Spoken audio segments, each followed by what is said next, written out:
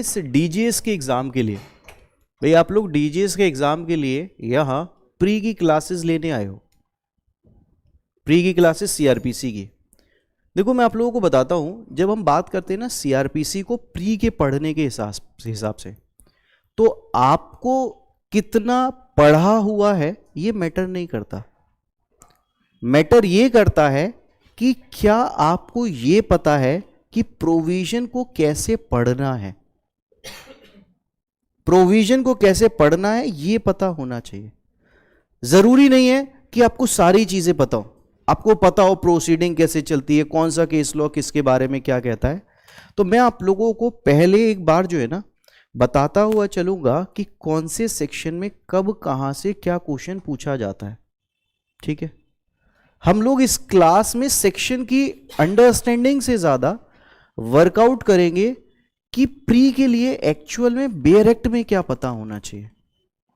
ठीक है, और एक चीज और बताता हूं, जैसे जो तैयारी होती है ना वो प्री की तैयारी एक बार होती है।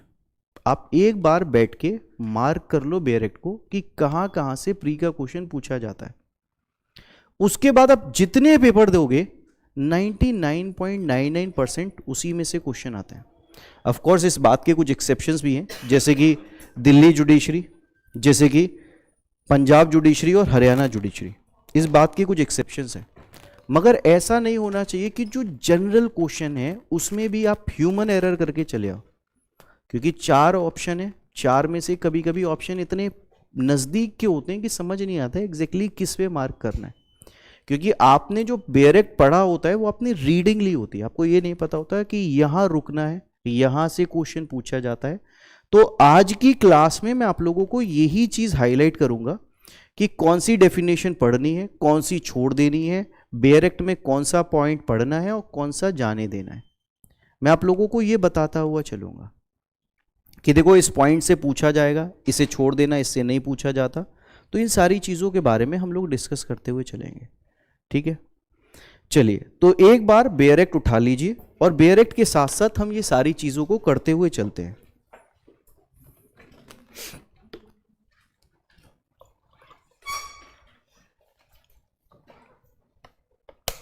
भाई आप में से कितने लोग ऐसे हैं जो प्री पहली बार दे के आएंगे? जी, ऑलमोस्ट सभी लोग हैं जो प्री पहली बार देने जा रहे हैं। तो मैं आप लोगों को ना कुछ ऐसी चीज़ मार्क करवाऊंगा जो ना बच्चा जब बहुत मेहनत कर लेता है, क्वेश्चंस करते करते थक जाता है, तब उसे जो चीज़ें पता होनी चाहिए ना बेयर एक्ट में, वो चीज़ें मैं आज आपको ऐसे ही मार्क करवा दूंगा। उसके बाद जाकर ना आप उस पर्टिकुलर टॉपिक पर आंसर लगा के देखिएगा। कोई भी टॉपिक वाइज वाली बुक उठा लीजिए प्रीवियस ईयर की, नहीं तो इंस्टीट्यूट से ले लीजिए। टॉपिक वाइज करना, ऐसा मत करना कि पूरा पेपर लेके बैठ जाओ। टॉपिक वाइज देखना कि जितने सेक्शंस पढ़ लिए, क्या उससे रिलेटेड जितने भी प्रीवियस ईयर में क्वेश्चंस पूछे जाते हैं क्या वो हो रहे हैं या नहीं, एक बेसिक रफ आइडिया मिल गया है या नहीं, ये इंपॉर्टेंट है। ठीक है, चलिए तो इसी के साथ हम लोग आगे बढ़ते हैं।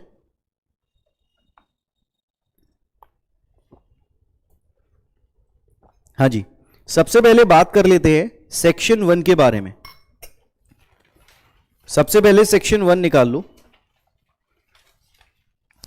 हाँ जी, ये देखो आप लोगों से इस पॉइंट में क्वेश्चन पूछा जाता है। क्या क्या क्वेश्चन पूछा जा सकता है? सबसे पहली बात, ये आप लोगों से शॉर्ट टाइटल एक्सटेंट कमेंसमेंट के बारे में बात करता है, यानी कि ये आपको बताता है कि इस एक्ट को किस नाम से बुलाया जाएगा, कितनी टेरिटरी में ये एक्सटेंड होगा और ये कब एनफोर्समेंट में आया था। ठीक है, तो सबसे पहली बात, इस एक्ट का नाम सीआरपीसी है। इस पॉइंट से क्वेश्चन नहीं पूछा जाता। क्वेश्चन कहां से पूछा जाएगा ये सुनना, आपसे क्वेश्चन पूछा जाएगा कि कौन कौन से चैप्टर पर ये अप्लाई नहीं होता। तो इसमें जो चैप्टर है, चैप्टर 8, 10 और 11, चैप्टर 8, 10 और 11, इसमें 9 चैप्टर नहीं है। तो इसके ऊपर ना ऐसे करके बेयर एक्ट में ही 9 लिखकर क्रॉस लगा लीजिएगा। ये चैप्टर मेंटेनेंस का चैप्टर है, मेंटेनेंस का है चैप्टर, तो इसके ऊपर लिखकर ना क्रॉस लगा लीजिएगा। क्योंकि जब भी क्वेश्चन पूछा जाएगा ना आपसे, तो इसी पॉइंट पर पूछा जाता है कि सीआरपीसी के जो प्रोविजंस हैं ये बाकी की चीजें कहां कहां अप्लाई नहीं होती। तो यहां जो है चैप्टर 8, 10 और 11 दे रखा है। तो ये पॉइंट इंपॉर्टेंट बनता है कि 9 चैप्टर में नहीं है, 8, 10 और 11 है। ये एक पहला प्री का सवाल है जो आपका इस पॉइंट पर बनता है। दूसरा पॉइंट यहां जो बनता है वो इस सेक्शन से कौन सा बनता है, वो ये है कि ये नागालैंड और ट्राइबल एरियाज पर अप्लाई नहीं होता। ठीक है, नागालैंड पर और ट्राइबल एरियाज पर अप्लाई नहीं होता। इससे रिलेटेड आप लोगों को एक केस लॉ मिलता है, तो इसके साथ बेयर एक्ट में मार्क कर लीजिएगा, Ratan Singh versus state of Nagaland. Ratan Singh versus state of Nagaland ये केस लॉ है, इसी के साथ बराबर में मार्क करते हुए चलिएगा, नहीं तो रजिस्टर में लिखते हुए चलिए, जैसा आपको ठीक लगता है, ताकि आपको पता रहे कि क्वेश्चन कहां कहां से पूछा जाएगा। ठीक है, उसके बाद आप लोगों से एक पॉइंट और पूछ लिया जाता है ट्राइबल एरियाज के बारे में। भाई देखो सुनो, प्लीज मत करो यार, है ना। हाँ जी भाई, ट्राइबल एरियाज के बारे में कह रहे हैं ना, स्टेट ऑफ नागालैंड और ट्राइबल एरियाज। जब मैं आप लोगों को मेंस के हिसाब से पढ़ाता हूं तो बताता हूं कि नागालैंड के इस ट्राइबल एरियाज पे सेक्शन क्यों नहीं अप्लाई होते। उस समय एक ऐसा इंसिडेंट हुआ था जिसके बारे में अभी नरेंद्र मोदी जी ने कोट भी किया था, तो इसके बारे में मैं पूरी कहानी सुनाता हूं कि नागालैंड और ट्राइबल एरियाज पर अप्लाई होता क्यों नहीं, रीजन क्या है, मगर वो मेंस के बारे में बात करेंगे। मगर अभी हम बात कर रहे हैं ट्राइबल एरियाज के बारे में, तो इसके बारे में जो ट्राइबल एरियाज की बात है इसे लिख लीजिएगा। ये जो ट्राइबल एरिया है वो है आसाम का पैरा 26 शेड्यूल ऑफ कॉन्स्टिट्यूशन में दिया गया एरिया। असम में para 26 schedule of constitution of India, ये वो ट्राइबल एरिया है।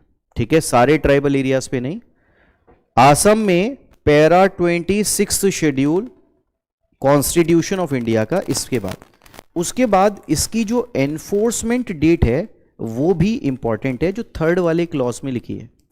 याद रखना 1 अप्रैल 1974 है, ये 1974 है। सीआरपीसी बेयर एक्ट है 1973 का, मगर इसका एनफोर्समेंट 1974 से हुआ है, तो याद रख लीजिएगा 1974 लिखिएगा और इसके बराबर में 1973 लगा के क्रॉस कर लीजिएगा, ताकि जब आप इस बेयर एक्ट को पढ़ रहे हो तो आपको याद रहे कि ये 1973 नहीं है, 1974 है। तो इस तरीके से दिमाग रुकना सीखेगा सेक्शन पर कि क्या पॉइंट से क्वेश्चन पूछा जाता है। बोलिए भाई, बात समझ आ रही है? Section 1 Ratan Singh versus state of Nagaland.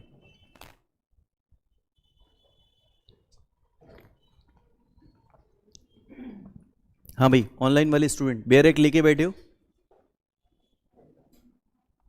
भाई, तुम लोग भी बता दो। चलिए खैर, अब उसके बाद आगे की बात कर लेते हैं। सेक्शन 2 के बारे में मैं बात कर लेता हूं। देखो, वैसे तो सेक्शन 2 में जो डेफिनेशंस लिखी हैं वो 25 डेफिनेशंस लिखी हुई हैं, है ना। इसे सीक्वेंस में कैसे याद किया जा सकता है, इसके रिगार्डिंग मैं आप लोगों को एक स्टोरी दे दूंगा। ठीक है, सीक्वेंस बैठेगा स्टोरी के साथ कि कौन कौन से सेक्शन कब कब किस सीक्वेंस में आ रहे हैं। 25 के 25 section as it is cover हो जाएंगे। ट्रिक है वो, उसके बारे में बात करेंगे बाद में, मगर अभी फिलहाल कंटेंट कवर करने पे फोकस करते हैं। भाई पहला पॉइंट आप लोगों से क्या पूछा जाता है याद रखना। सेक्शन 2A में बेलेबल और नॉन बेलेबल ऑफेंस दोनों की डेफिनेशन है। बेलेबल और नॉन बेलेबल ऑफेंस दोनों की डेफिनेशन है, क्योंकि बेयर एक्ट में ये जो सेक्शन होता है ना, सेक्शन 2, वो अल्फाबेटिकल सीक्वेंस में लिखा होता है, तो कभी कभी लगता है पता नहीं नॉन बेलेबल है या नहीं है। तो याद रखना सेक्शन 2A में नॉन बेलेबल ऑफेंस की डेफिनेशन भी है। ठीक है, क्योंकि हम कंफ्यूज करते हैं इस पॉइंट को किससे रिलेटेड, यहां जो नॉन कॉग्निजेबल ऑफेंस है ना उससे कंफ्यूज करते हैं, क्योंकि नॉन कॉग्निजेबल ऑफेंस की डेफिनेशन अलग सेक्शन में लिखी हुई है, मगर जो बेलेबल और नॉन बेलेबल ऑफेंस की डेफिनेशन है वो जो है एक ही सेक्शन के अंदर लिखी हुई हमें मिलती है। ठीक है, तो बेलेबल ऑफेंस की क्या डेफिनेशन है, जो ऑफेंस फर्स्ट शेड्यूल में बता रखे हैं कॉलम 6 के अंदर बेलेबल होंगे वो बेलेबल ऑफेंस है। ठीक है, उसके बाद यहां इसके बारे में हम लोग आगे की बात कर लेते हैं। भाई चार्ज की डेफिनेशन यहां आप लोगों से क्या कह रखी है कि चार्ज की डेफिनेशन क्या होती है, तो चार्ज की डेफिनेशन पर ना आप पॉइंट लिख लीजिएगा कि आपको चार्ज की डेफिनेशन के बारे में क्या पता होना चाहिए। यहां आप लोगों से चार्ज की डेफिनेशन डिफाइन नहीं कर रखा, तो आप लोगों को पता होना चाहिए चार्ज हमें कैसे कैसे पढ़ना होता है। चार्ज हमें पढ़ना होता है फॉर्म 32 में और सेक्शन 211 के अंदर। फॉर्म 32 है चार्ज का और सेक्शन नंबर 211 यहीं लिख लीजिएगा। चार्ज को हम यहां पढ़ते हैं, ठीक है। इसके साथ इसमें लिख लीजिएगा चार्ज में ये स्पेसिफिक एलिगेशन होता है स्पेसिफिक पर्सन के against. Specific allegation specific person के अगेंस्ट। जनरल भाषा में एलिगेशंस के साथ आप इस वर्ड को चार्ज को इंटरचेंज कर सकते हो। हाँ जी, उसके बाद नेक्स्ट पॉइंट के बारे में बात कर लेते हैं भाई। कॉग्निजेबल ऑफेंस की डेफिनेशन क्या होती है, इसके बारे में भी आप लोगों से पूछा जाता है भाई। ये कहते हैं कॉग्निजेबल ऑफेंस और केस, दो चीजें लिखी हैं सेक्शन 2 क्लॉज सी के अंदर। कॉग्निजेबल ऑफेंस और कॉग्निजेबल केस, दोनों चीजें लिखी हुई हैं। इसके साथ इसमें साथ में लिख लीजिएगा section 155 clause 4।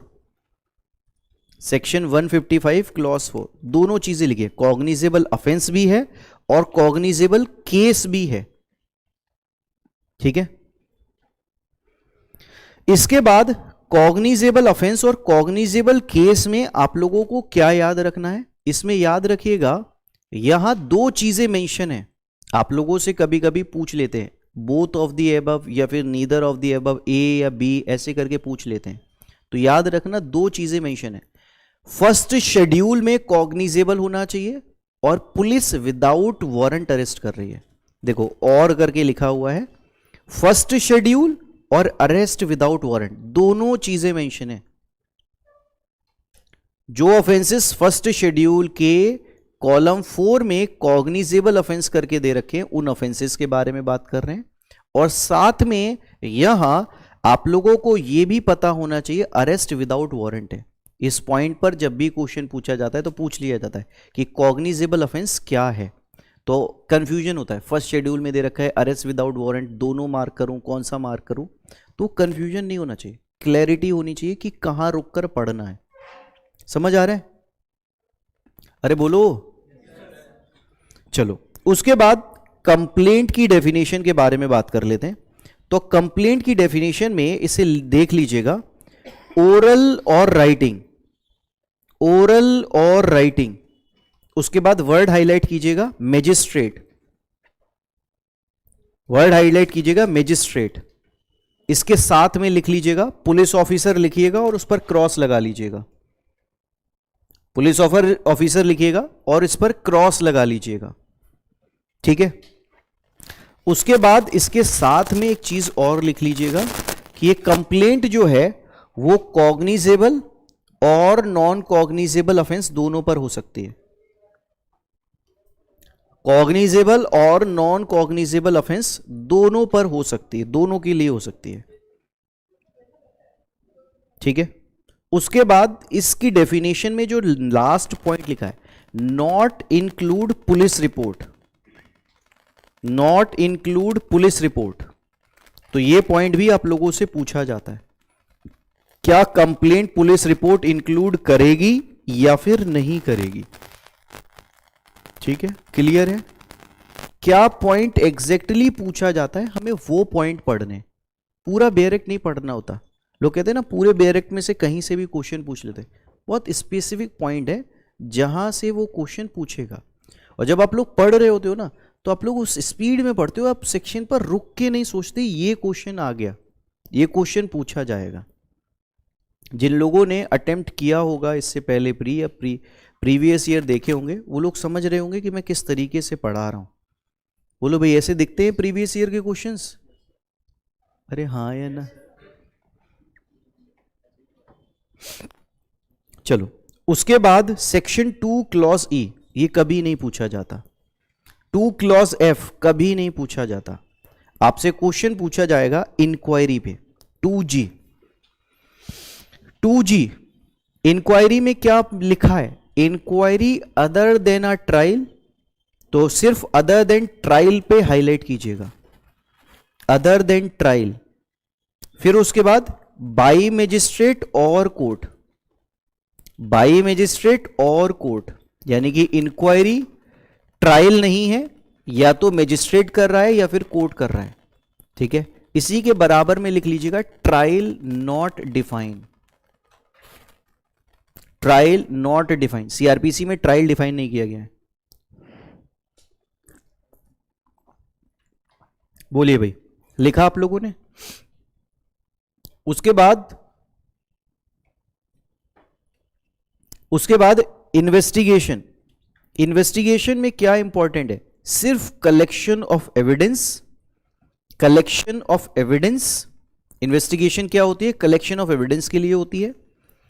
Police officer, police officer, और इसे और को गोल कर देना, बिल्कुल अलग से पता चलना चाहिए कि और है इसमें, और any person not a magistrate, any person other than magistrate या नॉट अ मजिस्ट्रेट, इसके साथ में बराबर में लिख लीजिएगा मजिस्ट्रेट कैन नॉट इन्वेस्टिगेट, इसी के बराबर में लिख लीजिएगा मजिस्ट्रेट कैन नॉट इन्वेस्टिगेट, ठीक है। उसके बाद यहां आप लोगों से जुडिशियल प्रोसीडिंग, ये जो पॉइंट है ना जुडिशियल प्रोसीडिंग, ये सीआरपीसी के रेफरेंस में नहीं पूछा जाता, ये पॉइंट आप लोगों से पूछा जाता है इंडियन एविडेंस एक्ट के रेफरेंस में। ये सीआरपीसी से रिलेटेड क्वेश्चन नहीं बनता, ये इंडियन एविडेंस एक्ट से रिलेटेड क्वेश्चन बनता है आपका इस पॉइंट पर। तो फिर भी हम यहां इसे मार्क करते हुए चलते हैं। यहां लिखिएगा जुडिशियल प्रोसीडिंग, इसमें लिखिएगा एविडेंस, बस सिर्फ एविडेंस, और उसके बाद टेकन ऑन ओथ, इतना वर्ड हाईलाइट करना है, पूरी डेफिनेशन को रंगने की जरूरत नहीं है। एविडेंस, लास्ट वाली वर्ड लिखा है ना टेकन ऑन ओथ, तो लास्ट वाले वर्ड को हाईलाइट कीजिएगा और एविडेंस वर्ड को हाईलाइट कीजिएगा। मैं आप लोगों को यह हाईलाइट करने की कोशिश कर रहा हूं कि बेयर एक्ट को लोग कहते हैं पूरा पढ़ना चाहिए, पूरा याद होना चाहिए। प्री में 4 ऑप्शन आते हैं, ये चीजें मार्क करी हुई हैं, बेयर एक्ट को बार बार पलट के देखा है ना तो 4 में से एक पहचान लोगे। इंपॉर्टेंट प्री के हिसाब से ये है कितनी बार बेयर एक्ट घुमा कर देखा है तुमने, और वो भी उसी स्पेसिफिक पॉइंट पर कि क्वेश्चन पूछा कहां से गया है, एग्जैक्ट पॉइंट है, बिल्कुल क्लियर कट, इससे ज्यादा बाहर नहीं पूछ पाएंगे, ठीक है। तो आपको पता होना चाहिए कि मुझे कौन से पॉइंट पर रुकना है और प्री का क्वेश्चन कहां से बनेगा। भले ही आपको पता हो ना हो कि इंक्वायरी और ट्रायल में क्या डिफरेंस आ रहा है, मगर आप इस पॉइंट को अगर पता है तो आप आसानी से मार्क कर जाओगे, ठीक है। हाँ जी। उसके बाद लोकल ज्यूरिसडिक्शन पर आप लोगों से क्वेश्चन नहीं पूछा जाता, ठीक है, मगर इसके साथ लोकल ज्यूरिसडिक्शन के बराबर में ना एक सेक्शन लिख लीजिएगा, सेक्शन 14, सेक्शन 14 बस लिख लीजिएगा, 14, ठीक है। मेट्रोपॉलिटन एरिया, इसके बराबर में लिख लीजिएगा मेट्रोपॉलिटन, सॉरी सेक्शन 8, सेक्शन 8, ठीक है। कभी कभी ये सेक्शन आपस में इंटर रिलेट हो रहे होते हैं ना, तो लिंक चला जाता है कि वहां भी लिखा हुआ है ना। उसके बाद नॉन कॉग्निजेबल केस और नॉन कॉग्निजेबल ऑफेंस दोनों दे रखा है, नॉन कॉग्निजेबल केस और नॉन कॉग्निजेबल ऑफेंस दोनों दे रखा है, मगर इस केस में सिर्फ लिखा है no authority to arrest without warrant, no authority to arrest without warrant. बताओ क्या यहां फर्स्ट शेड्यूल लिखा है? नहीं, ये क्वेश्चन इसलिए बनता है, जो क्वेश्चन पूछता है ना एग्जामिनर आपसे, उसके पीछे का रीजन यही है कि बेयर एक्ट को कितना ध्यान से पढ़ा है, तो इसलिए आप लोगों से ये पॉइंट पूछा जाएगा। तो इसमें लिख लीजिएगा, फर्स्ट शेड्यूल लिखने के बाद इस पर क्रॉस बना लीजिएगा कि ये यहां नहीं लिखा हुआ है, वहां लिखा हुआ है। अब ये जब आप लोग अपने आप पढ़ रहे होते हो ना, तो ये समझ में आता है 2 साल की तैयारी के बाद कि ये पॉइंट पूछा था, क्योंकि आप वो कंपैरेटिव स्टडी लेके चलते ही नहीं हो। कि सेक्शन में कब कहाँ कौन सी चीज पूछी जा रही है, कहाँ से क्या पूछने की कोशिश कर रहे हैं। चलिए उसके बाद बात कर लेते हैं यहां आगे। देखो ऑफेंस की डेफिनेशन में बस सेक्शन 20 कैटल ट्रेसपास दे रखा है, ये सफिशिएंट है, इसे पता होना चाहिए। सेक्शन 20 कैटल ट्रेसपास दे रखा है, ये पता होना चाहिए। बोलिए भाई, लिखा? अरे बोलो जी। उसके बाद मैं आप लोगों से बोलूंगा, आप लोगों को एक सेक्शन मिलेगा, हाँ जी एक सेक्शन मिलेगा, ये है सेक्शन 260, इसी के बराबर में लिख लीजिएगा सेक्शन 260। 260 में भी लास्ट में section 20 cattle trespass act they रखा है। सेक्शन 260 में एक लिस्ट दे रखी है ऑफेंसेस की, उसमें लास्ट में कैटल ट्रेसपास एक्ट दे रखा है, तो उसे लिख लीजिएगा कि ये समरीली ट्राई होता है। 260 cattle trespass summarily try, summarily try. अगर वहां पूछ लेंगे तो वहां याद आ जाएगा, यहां पूछ लेंगे तो यहां याद आ जाएगा। एक तीर से दो निशाने। भाई ऑनलाइन वाले स्टूडेंट तुम भी बताते रहो।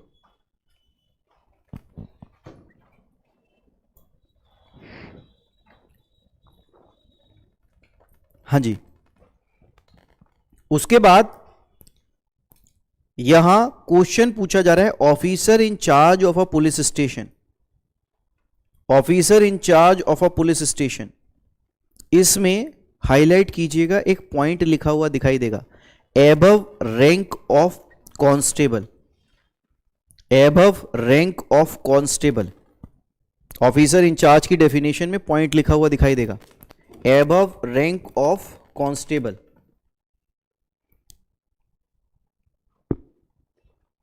तो ये पॉइंट आप लोगों से पूछ लिया जाता है कि officer in charge of police station कौन होता है, ठीक है। इसके साथ ना और पर गोला लगा के स्टेट गवर्नमेंट डायरेक्ट, ये भी याद रखिएगा, स्टेट गवर्नमेंट डायरेक्ट, ठीक है। अब आप लोगों से प्लेस पर क्वेश्चन नहीं पूछा जाता, प्लीडर पे नहीं पूछा जाता, मगर पुलिस रिपोर्ट पर पूछा जाता है, ठीक है। पुलिस रिपोर्ट पर पूछा जाता है कि पुलिस रिपोर्ट क्या होती है। 173 क्लॉज 2 में मजिस्ट्रेट को फाइल की जा रही है, 173 क्लॉज 2 में मजिस्ट्रेट को फाइल की जा रही है, ठीक है। उसके बाद आपसे पुलिस स्टेशन पे नहीं पूछा जाएगा, प्रिस्क्राइब्ड पे नहीं पूछा जाएगा, मगर पब्लिक प्रोसिक्यूटर पे आप लोगों से सवाल पूछ लिया जाता है, ठीक है। तो इसमें हाईलाइट कर लीजिएगा सेक्शन 24, सेक्शन 24, ठीक है। उसके बाद सेक्शन 2W इंपॉर्टेंट डेफिनेशन है 2W की। समन केस क्या होता है, जो कि वारंट केस नहीं है। इसीलिए कभी कभी मुझे सीआरपीसी पढ़ के हंसी भी आती है। इंसान क्या है जो जानवर नहीं है। अब मैं हंसता हूं तो लोग कहते हैं आप सर केवी के सुंदरम पे कैसे हंस सकते हो। मैंने कहा अगर तुमने कभी मुझसे एविडेंस पढ़ लिया तो तुम्हारे तो पेट में दर्द हो जाएगा, क्योंकि मैं जेम्स स्टीफन पे बहुत हंसता हूं। He was not a competent person to write Indian Evidence Act, and I can prove that. I can prove that.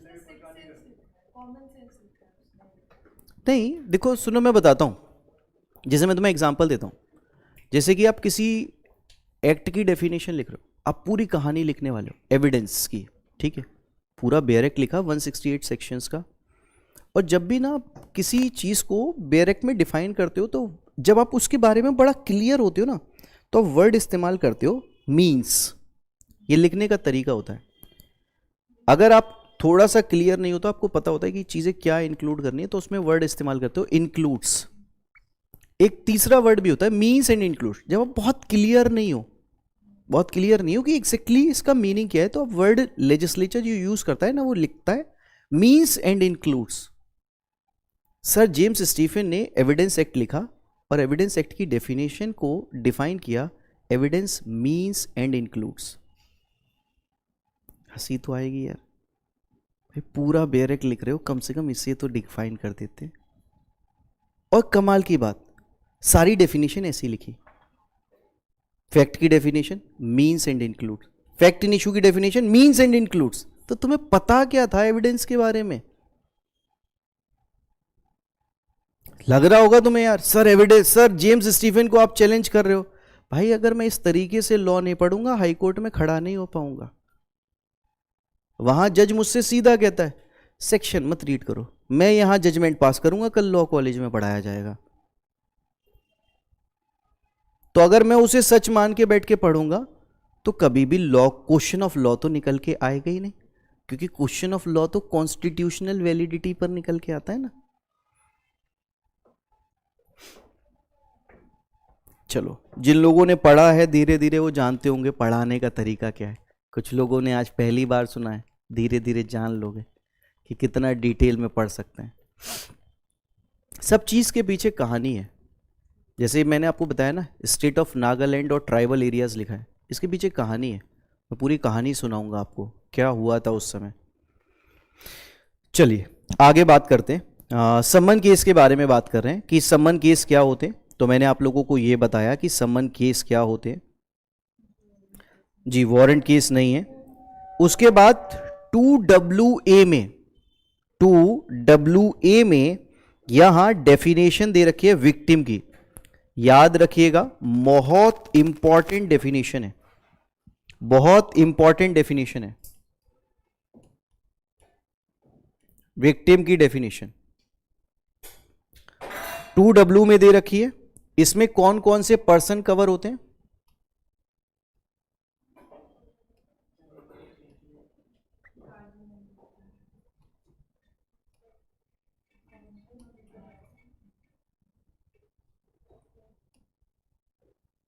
बोलो भाई। लीगल गार्जियन और लीगल हियर्स।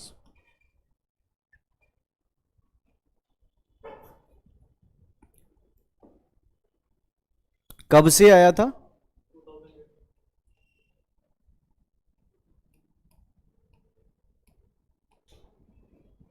31/12/2009 से इफेक्टिव था। देखो नीचे लिखा हुआ है, ऊपर फर्स्ट वाला पॉइंट लिखा है, इसके नीचे लिखा है कि ये कौन से एक्ट से इंसर्ट किया गया था। 31/12/2009। ठीक है, तो ये पॉइंट इंपॉर्टेंट है, बहुत पूछा जाने वाला पॉइंट है। ठीक है, उसके बाद वारंट केस की डेफिनेशन, क्या ये इंपॉर्टेंट है? मैं बोलूंगा बिल्कुल। इसमें सबसे ज्यादा इंपॉर्टेंट क्या है ये सुनना। जैसे ही वारंट केस आता है ना तो क्वेश्चन पूछा जाता है कि वारंट केस में कितना पनिशमेंट दिया जा सकता है। तो यहां आप लोगों को जो पनिशमेंट मिलता है ना, लिखा है डेथ, इम्प्रिजनमेंट फॉर लाइफ और टर्म एक्सीडिंग 2 years। जब भी आपको वारंट केस के बारे में पढ़ाया जाता है ना तो हमेशा ऐसे लिख दिया जाता है मोर देन 2 years का पनिशमेंट है। तो इसलिए आप लोगों से पूछ लेते हैं वारंट केस कौन सा होगा जिसमें डेथ पनिशमेंट है। अब बच्चे को वो ऑप्शन मिलता नहीं मोर देन 2 years वाला, वो सोचता नहीं कि death punishment more than 2 years होती है, इसलिए वो क्वेश्चन को गलत कराता है। तो याद रखिएगा कि वारंट केस में तीनों ऑप्शन दे रखे हैं। ठीक है, डेथ भी, लाइफ इंप्रिजनमेंट भी और मोर देन 2 years भी, ये तीनों हैं। ध्यान से इस बात को देखकर जाना, क्योंकि जब क्वेश्चन पूछा जाता है ना तो यहां ये क्वेश्चन फंस जाता है। वही है ना, बच्चे का दिमाग है वो उतना ही पढ़ता है जितना उससे का काम चल जाए, मोर देन 2 years। ठीक है भाई, बात समझ आ गई?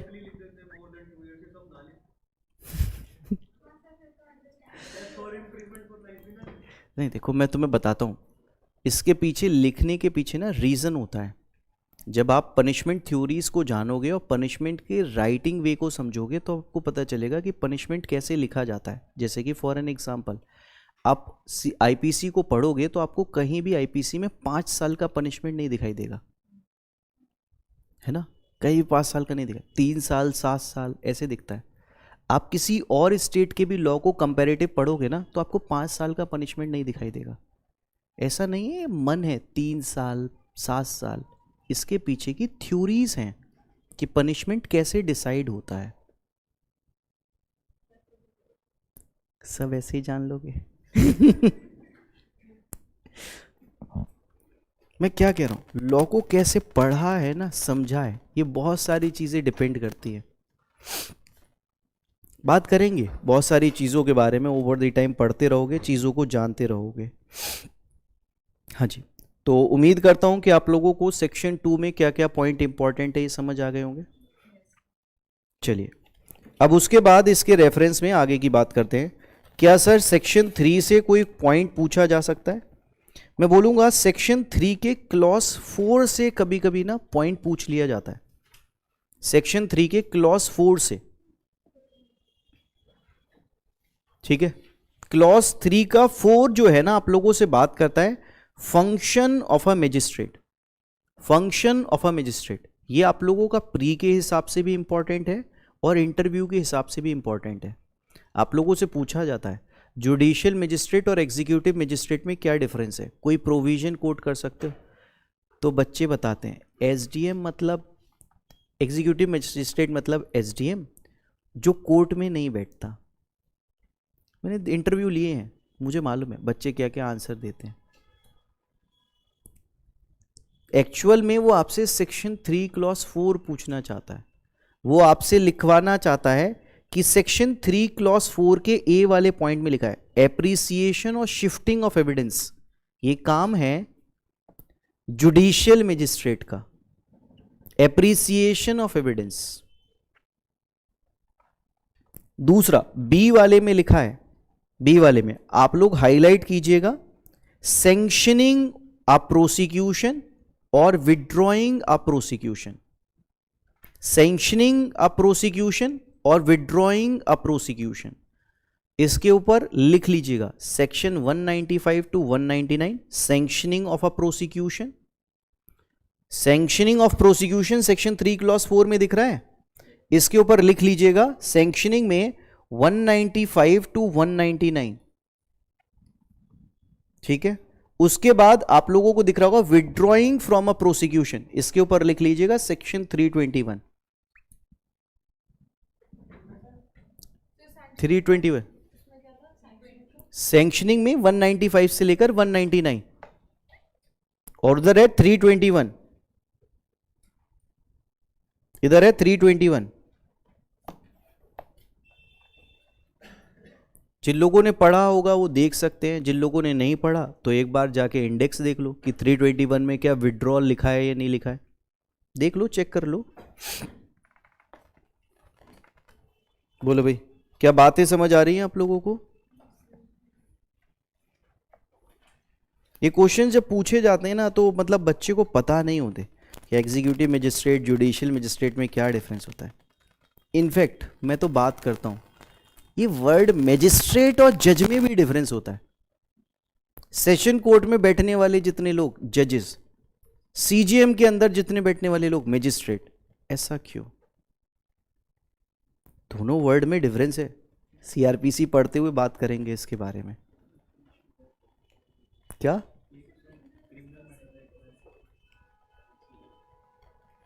आप जब जज के तौर पर काम करते हो तो वर्ड लिखा होता है सिविल जज। आपको एक्चुअल में अपॉइंट किया कैसे जा रहा है? आपको अपॉइंट किया जा रहा है एज अ सिविल जज, आपसे तो काम लिया जा रहा है मजिस्ट्रेट का।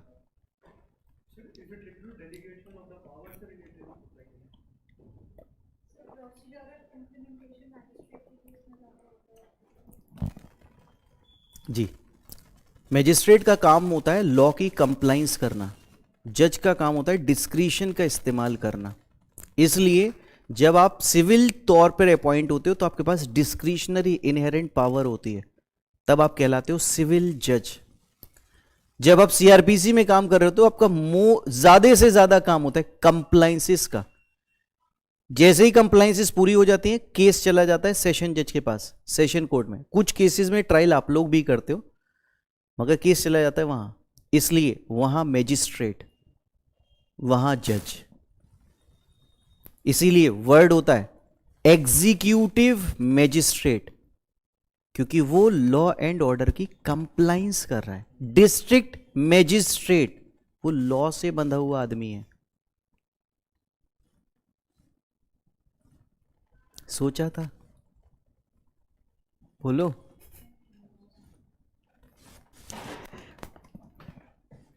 चिंता मत करो, बहुत कुछ सिखा के भेजूंगा। चलिए, तो सेक्शन 3 क्लॉज 4 पढ़ लिया हम लोगों ने। अब उसके बाद सेक्शन 4 क्या इंपॉर्टेंट है? बिल्कुल इंपॉर्टेंट है। इसका क्लॉज 2, इसका क्लॉज 2 अदर लॉस की इन्वेस्टिगेशन, इंक्वायरी और ट्रायल सीआरपीसी के अकॉर्डिंग होगा।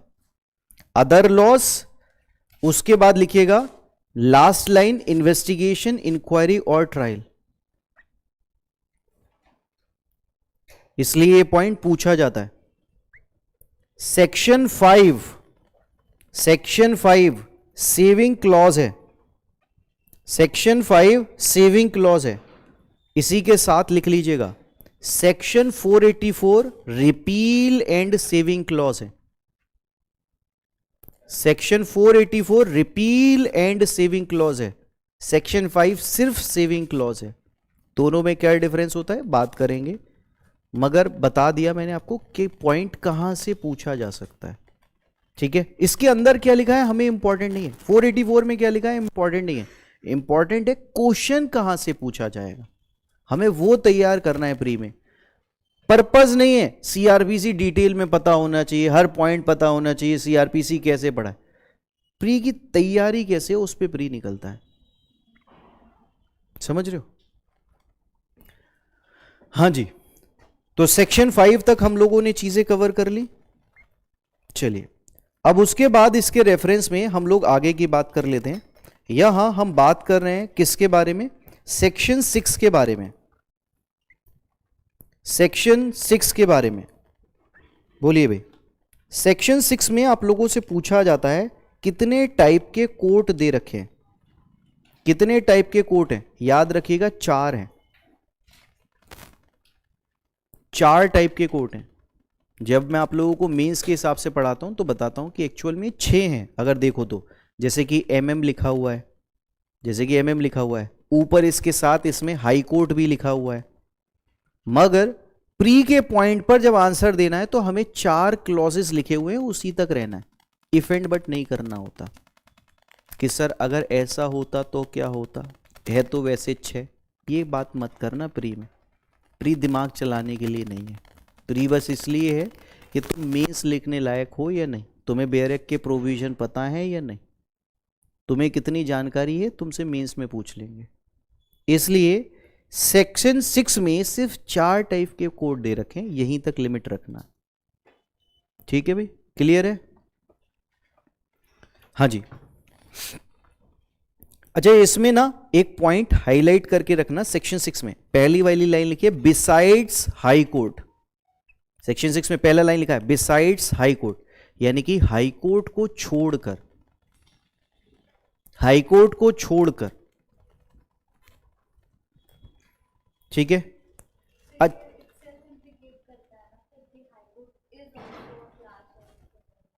बेटा मैंने क्या कहा, ये दिमाग हम, हाँ, मैं तो बात करूंगा कि क्या हाई कोर्ट क्रिमिनल ट्रायल कर सकता है या नहीं, मैं तो बात करूंगा इसके बारे में। और करेगा तो केस उसके पास कैसे पहुंचेगा? क्योंकि जब हम सेक्शन 28 पढ़ते हैं तो उसमें लिखा हुआ है हाई कोर्ट कोई भी पनिशमेंट पास कर सकता है, और वो एपिलेट कोर्ट के बारे में नहीं है उसकी, वो बात उसकी ओरिजिनल ज्यूरिसडिक्शन में कर रहे हैं। यानी कि क्रिमिनल केस कोई ऐसा भी हो सकता है जो सीधा हाई कोर्ट से स्टार्ट हो रहा है, सीधा हाई कोर्ट से, नीचे के सारे कोर्ट गायब, सिर्फ हाई कोर्ट से स्टार्ट हो रहा है। ठीक है, तो पढ़ेंगे जब डिटेल में तो इसके बारे में बात करते हैं।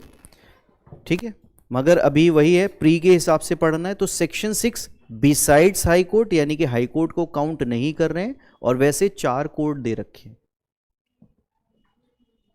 मैं फिर से बोलूंगा, इसके बेसिस पर एक बार प्रीवियस ईयर बैठकर लगाना, एक बार मैं कौन कौन से केस लॉस और आते हैं इसे इंक्लूड करते हुए क्लास ले लूंगा। बट अभी मैं आप लोगों को सेक्शंस में चीजें हाईलाइट कर रहा हूं कि कहां कहां से पूछा जाता है।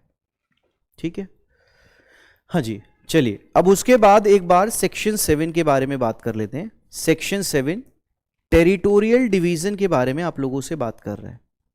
Territorial division. ठीक है, इसमें आप लोगों को क्या क्या याद रखना है, याद रखिएगा। पहले पॉइंट में लिखा है स्टेट, पहले पॉइंट में state shall be a session division, state shall be a session division. उसके बाद सेकंड पॉइंट, सेकंड वाले क्लॉज में after consultation with high court alter limit, after consultation with high court alter limit, यानी कि एक state में जो session division होंगे ये स्टेट करता है, अब उसमें कोई भी ऑल्ट्रेशन करना है इसके बारे में जो चीजें हैं वो हाई कोर्ट के कंसल्टेशन में ली जाती है। इसी के बेसिस पर हम कहते हैं यहां हम सेपरेशन ऑफ एग्जीक्यूटिव और जुडिशरी को अलग अलग करते हैं। ठीक है, यानी कि स्टेट का इंटरफेयर जुडिशरी में नहीं होना चाहिए, इसके बारे में हम बात कर रहे हैं। उसके बाद सेक्शन 8 में आप लोगों से क्या पूछा जाता है, सेक्शन 8 में आप लोगों से पूछा जाता है कि मेट्रोपॉलिटन एरिया किसे कहेंगे। लिखा है population exceed 1 million, population exceed 1 million. उसके बाद क्लॉज 5 को देखिएगा, लिखा है रिडक्शन और ऑल्ट्रेशन, रिडक्शन और alteration not affect, not affect inquiry, trial और अपील। मतलब अगर पॉपुलेशन कम हो गई तो उसके बेसिस पर यहां जो ऑलरेडी पेंडिंग इंक्वायरी ट्रायल है वो पहले वाले प्रोसीजर के हिसाब से ही चलेगा जैसे कि मेट्रोपॉलिटन एरिया में चलता है। ठीक है, तो ये आप लोगों से सेक्शन 8 के रेफरेंस में पूछा जाता है। उसके बाद बात कर लेते हैं सेक्शन 9 के बारे में। भाई सेक्शन 9 आप लोगों से क्या कहता है, सेक्शन 9 आप लोगों से कहता है state government, state government establish करेगी session court, state government establish करेगी सेशन कोर्ट। और जज कैसे अपॉइंट होगा, हाई कोर्ट के द्वारा। कंसल्टेशन नहीं है, लिखा है हाई कोर्ट। बोलिए भाई, बात समझ आ रही है। उसके बाद इसके रेफरेंस में आगे की बात करते हैं। यहां आप लोगों से पूछा जा रहा है, अच्छा इसमें साथ में लिखा हुआ है कि हाई कोर्ट और किसे किसे अपॉइंट करेगा, तो इसके रेफरेंस में लिखा है एडिशनल सेशन जज और असिस्टेंट सेशन जज, ये भी सेक्शन 9 के अंदर ही अपॉइंट हो रहे हैं, क्लॉज 3 के अंदर। एडिशनल सेशन जज और सेशन जज भी इसी के अंदर अपॉइंट हो रहे हैं, क्लॉज 3 के अंदर। उसके बाद क्लॉज 5, अगर सेशन जज वैकेंट है, सिर्फ इतना पॉइंट लिखिएगा, सेशन जज वैकेंट है। उसके बाद इफ, एक लाइन दिख रही होगी, if there be no additional और असिस्टेंट सेशन जज, if there be no additional और असिस्टेंट सेशन जज, अगर वहां कोई एडिशनल और असिस्टेंट सेशन जज नहीं है, ठीक है, लिख रहा है। उसके बाद इसे ब्रैकेट में लिख लीजिएगा, जो लिखा हुआ है ये CJM, CJM, CJM have jurisdiction. Last वाली लाइन में दिख रहा है CJM, इसके बाद लास्ट वाली लाइन में हैव जुरिस्डिक्शन। उसके बाद इसी क्लॉज में एक ऊपर वाली लाइन में पहले दिख रहा होगा हाई कोर्ट, हाई कोर्ट है ना, ये पॉइंट इसे हाईलाइट कीजिएगा। क्लॉज 5 सेक्शन 9 में जो सबसे ज्यादा क्वेश्चन पूछा जा सकता है वो यही पॉइंट है। ये क्या कहने की कोशिश कर रहे हैं आपसे, ये कहने की कोशिश कर रहे हैं अगर किसी सेशन डिवीजन में सेशन जज नहीं है, एडिशनल सेशन जज नहीं है, असिस्टेंट सेशन जज नहीं है, तो हाई कोर्ट के पास पावर है कि वो क्या करे, CJM को सारी एप्लीकेशन डिस्पोज ऑफ करने के लिए दे सकता है। तो इसलिए इस पॉइंट पर सबसे ज्यादा क्वेश्चन पूछा जाता है। उसके बाद एक दूसरा इंपॉर्टेंट क्वेश्चन है, वो है सेक्शन 9 क्लॉज 6 से। 9 क्लॉज 6 से ये आप लोगों से क्या पूछा जा रहा है? यहां आप लोगों से पूछा जा रहा है कोर्ट ऑफ सेशन जनरली कहां बैठता है? जहां हाई कोर्ट बताता है। ठीक है, तो कोर्ट ऑफ सेशन, सिटिंग्स और हाई कोर्ट, इसे हाईलाइट कीजिएगा, इसे हाईलाइट कीजिएगा। उसके बाद इसके बाद वाली जो लाइन लिखी है ना, बट इफ, यहां से असल कहानी शुरू होती है क्वेश्चन की।